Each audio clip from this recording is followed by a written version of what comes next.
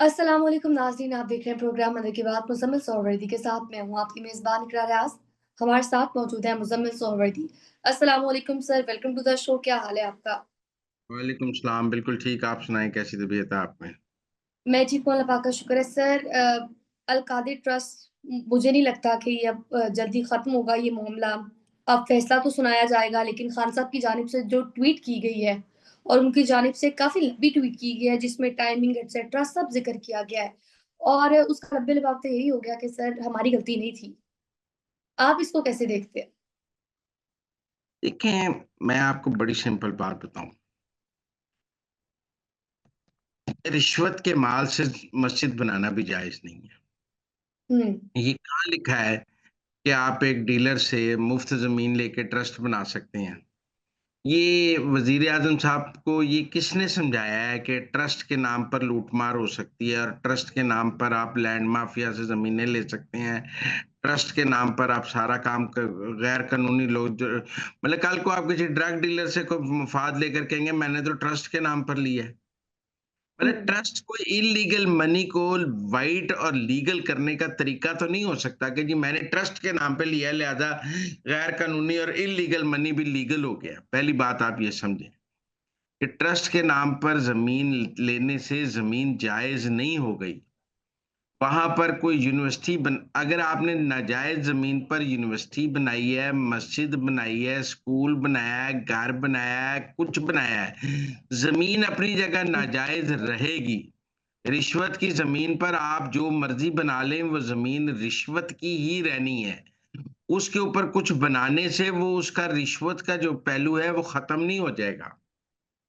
हुँ, अगर आपने मतलब मलक रियाज साहब ने कोई आपके मेरा मतलब है कि उन्होंने क्यों आपको ज़मीन दी है जब उन्हें वो एक बिज़नेसमैन आदमी है, वो कहते हैं मैं तो पहिए लगाता हूँ फाइलों को। ये ज़मीन भी तो उन्होंने अपनी फाइलों को पहिए लगाने के लिए रिश्वत के तौर पे दी है, वो तो ओपनली कहते हैं मैं रिश्वत देता हूँ। तो ये भी रिश्वत है जो उन्होंने दी है। चाहे आप ट्रस्ट के नाम पर ले लें, चाहे आप बेटी के जहेज के नाम पर ले लें, रिश्वत तो रिश्वत ही है। ये तो ऐसी है जैसे कोई सरकारी अफ़सर किसी को कहे कि मैंने अपनी बेटी की शादी करनी है, उसके जहेज के लिए पैसे दे दो।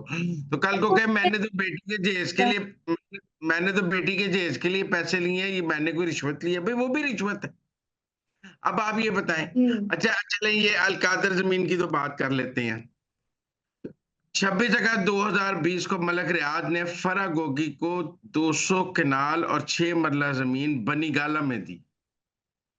ये जो फरागोगी को जमीन उन्होंने 200 कनाल और 6 मरला जमीन मोड़ा नूर बनीगाला में दी, ये क्यों दी? मलक रियाद साहब इतने मेहरबान और इतने आशिक इमरान खान के क्यों थे कि उन्होंने उनको 200 कनाल जमीन बनीगाला में दी?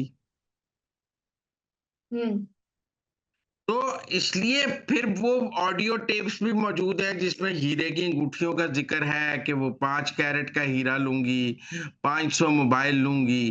तो देखें एक मलक रियाज़ के साथ एक रिश्वत का बाज़ार म इमरान खान और मलक रियाज़ के दरमियान चल रहा था। बजरिया फरागोगी और बुशरा बीबी। हुँ, अब जो लोग कि हम ये बात क्यों नहीं मानते कि मेरा मतलब है कि ये रिश्वत थी? हमें ये क्यों समझ नहीं आती कि जो बनीगाला में 200 कनाल ज़मीन फरागोगी के ज़रिए दी गई है, वो भी रिश्वत थी। जो 5 कैरेट का हीरा है, वो भी रिश्वत थी। और मलक रियाज़ के जितने भी काम इमरान खान के दौर में हुए हैं, वो सब के सब की रिश्वत बनीगाला में वसूल की जाती रही है, इसमें कोई दो राय है? या कोई बंदा ये कह सकता है कि जी ये गलत है, वो जो मलक रियाज की बेटी और वो फरागोगी का वो है कि जी 5 कैरेट का हीरा होना चाहिए, फिर पेशावर का दफ्तर बहरिया का खोलना है, सील करना है, एनसीए के पैसे हैं। देखिए मलक रियाज के सारे 2 नंबर काम थे और उन और इक़्तिदार में आने से पहले इमरान खान साहब मलक रियाज के बारे में कहते थे, वो ब्लैकमेलर है, वो लैंड माफिया है, सबको पैसे देता है। फिर आप इक़्तिदार में आकर खुद उससे पैसे लेने लगे। यहाँ तो आप कहें ना कि मलक रियाद ने तो मुझे वज़ीर-ए-आज़म बनने से पहले भी बड़ी ज़मीनें दी थीं। वो तो मुसलसल ज़मीनें देते आ रहे हैं, तो अगर ये भी देती तो कोई बात नहीं। आपके वजीर आजम बनने से पहले ना आप मलक रियाज से सलाम लेने को तैयार थे, ना मलक रियाज आपसे सलाम लेने को तैयार था। आप उसको गालियां निकालते थे, वो आपको गालियां निकालता था। वो तो शौकत खानम के नाम पे भी आपको चंदा देने के लिए तैयार नहीं था।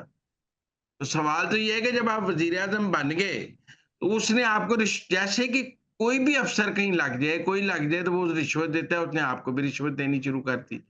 तो अब हमारे यहाँ जो दोस्त हैं वो कहते हैं, ओ हो रूहानियत के नाम पे, अल्लाह रसूल के नाम पर यूनिवर्सिटी बनाई गई। भाई अल्लाह रसूल के नाम पर रिश्वत लेना तो ज्यादा बड़ा जुर्म है। अगर आपने हुँ। रूहानियत के नाम पर यूनिवर्सिटी बनाने के लिए एक फराडिये से एक रिश्वत की जमीन ली है, तो आपने तो ज्यादा बड़ा गुनाह किया है। सर आप सॉरी टू इंटरप्ट, लेकिन जानिब से तो ये कहा गया है ना कि मेरा तो कोई ताल्लुक नहीं है, मैंने कौन-सा अपनी ज़ात पर ये पैसा 190 मिलियन खर्च की है और ये तो ट्रस्ट 1 साल पहले कायम हुआ था। ट्रस्ट कायम हुआ था ना, जमीन तो बाद में मिली है ना। अब आप मेरी बात है, सवाल तो जमीन का है ना। मतलब उनका भी तो केस एनसीए में साल चलता रहा है। वो फंसे हुए थे एनसीए में, उनको पाकिस्तान गवर्नमेंट की मदद चाहिए थी एनसीए से निकलने के लिए। वो जो शहजाद अकबर साहब और मलक रियाज के दरमियान ब्रीफकेस तबादले की वीडियोस आती थी लंदन से, तब वो एनसीए में फंसे हुए थे ना, तभी दे रहे थे ना हुँ, जमीन, के मेरा फंसे हुए थे। तो ट्रस्ट, ये जितनी यूनिवर्सिटियां हैं ना, प्राइवेट यूनिवर्सिटियां जो आज अरबों जी। रुपए कमा रही हैं, वो सबके सब ट्रस्ट हैं। हुँ, ट्रस्ट के जो ट्रस्टीज होते हैं वो ट्रस्ट के मालिक होते हैं। ट्रस्ट के जो ट्रस्टीज होते हैं उन्हें ट्रस्ट के हर पैसा इधर उधर करने का, पैसा इस्तेमाल करने का मुकम्मल अख्तियार हासिल होता है। मतलब शौकत खानम जी। ट्रस्ट है। ख्वाजा आसिफ साहब ने शौकत खानम के बारे में कहा कि उन्होंने एक इन्वेस्टमेंट की जो वापस नहीं आई। ख्वाजा आसिफ साहब कहते हैं कि 5 साल हो गए मैंने ये कहा है, मुझ पर केस किया हुआ है पर जिरा नहीं करते।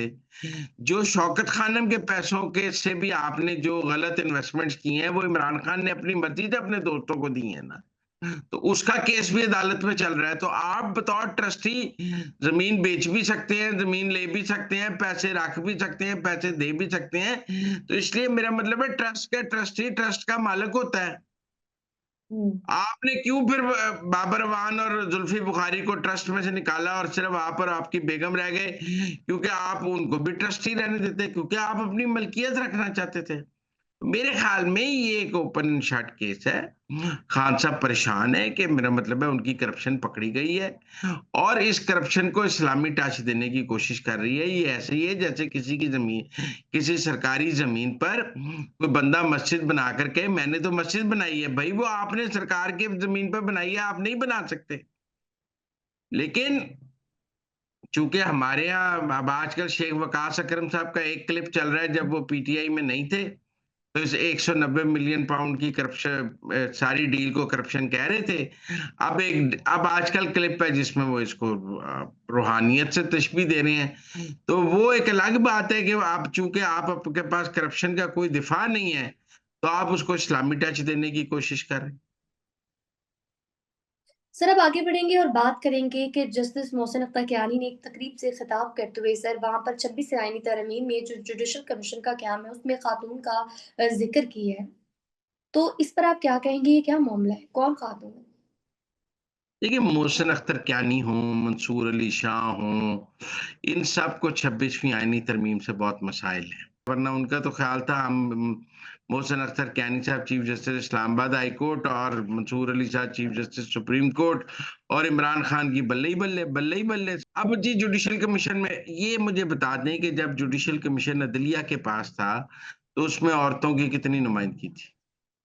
हुँ। जुडिशल कमीशन के तहत जब जजेस अदलिया जजेस लगा रही थी, तो तब जजेस में औरतों की शरह बराबर क्यों नहीं रखी गई? आज बड़ा जुडिशल कमीशन में कीड़े नजर आ रहे हैं। जब आप लोगों ने खुद जुडिशल कमीशन चलाया तो क्या किया है? तो ये जब मंसूर अली शाह साहब के भी दर्द उठते हैं बहुत 26वीं आईनी तरमीम पे, और ये मोहसिन कियानी साहब के भी बहुत दर्द उठते हैं 26वीं आईनी तरमीम पे, लेकिन इनको हजम करनी पड़ेगी 26वीं आईनी तरमीम। सर अब लास्ट में अब बात करेंगे एक सीनियर सहाफ़ी की जानिब से जो ट्वीट किया गया कि असल यारियाँ तो यहाँ निकली हैं और ट्रंप ने बज़ाते खुद सर ख़ुसूसी दावत दी है बिलावल भुट्टो साहब को तकरीब हलफबरदारी में शिरकत के लिए, और वो बहुत जल्द अमेरिका के लिए रवाना होंगे और इसके साथ-साथ वहाँ पर वो और भी दीगर अहम मुलाकातें करेंगे। तो ये क्या मामला है? पीटीआई तो कह रही थी कि खान साहब जाएँगे। तहरीक इंसाफ ने पूरी कोशिश की है कि इमरान खान के नाम का दावतनामा ट्रंप के लिए हासिल कर लें। जैसे हुँ, पूरी कोशिश की गई थी कि ऑक्सफोर्ड का चांसलर बना लिया जाए और वो वहां नाअहल हो गए। ऐसे ही ये अब ये कहती हैं जी बिलावल ने $1.25 मिलियन में दावतनामा लिया है। मैं हुँ, इनकी बात को नहीं झुठलाता, मैं मान लेता हूँ। इनके पास भी तो $1.25 मिलियन है, ये इमरान खान के नाम का दावतनामा लेकर दिखा देते। हुँ, ये रिचर्ड गरनेल से को पैसे दे के ट्वीट कराते रहे हैं और लोगों को लॉबिंग फर्म में हायर करते रहे हैं, सेनेट में हियरिंग करा रहे हैं, ज़रा इमरान खान के नाम का दावतनामा लेकर भी दिखा देते। ये नाकाम हुँ, हो गए हैं इमरान खान के नाम का दावतनामा लेकर। और मैं आपको एक और बात बताऊँ, इस वक़्त जो लोगों को मुज़ाकरात के हवाले से बातचीत चल रही है, जो पीटीआई की और कहने कमीशन बैरिस्टर गौहर की भी आर्मी चीफ से मुलाकात हुई है।